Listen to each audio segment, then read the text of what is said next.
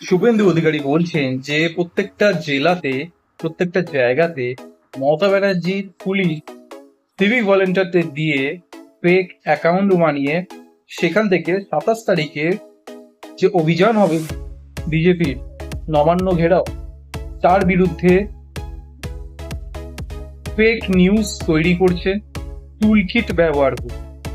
এটা তিনি মানে শুভেন্দু অধিকারী নিজের এক্স হ্যান্ডেল, প্রিভিয়াসলি যেটা টুইটার ছিল, সেখানে লিখেছে। তো এখানে কোয়েশ্চেন আসছে গিয়ে যে এতে কি কাজ হবে? এতে কি সরকার পক্ষ, বিরোধী পক্ষ যারা আছে তাদেরকে শান্ত করতে পারবে, আটকাতে পারবে? আপনাদের কি মত মনে হয়? আপনাদের কি মত? বিকজ আমার ফ্র্যাঙ্কলি স্পিকিং এটা বিলিভ হয় না যে শুধুমাত্র ফেসবুক, ইউটিউব এইসবের দ্বারা কোনো পাবলিক ম্যানিপুলেট করা যায়। যদি পাবলিক ঠিক মতো ব্যাপারটা বুঝে থাকে যে আমরা কি করছি, তাদের আদর্শ যদি ক্লিয়ার থাকে, কোনো প্রবলেম হয় না।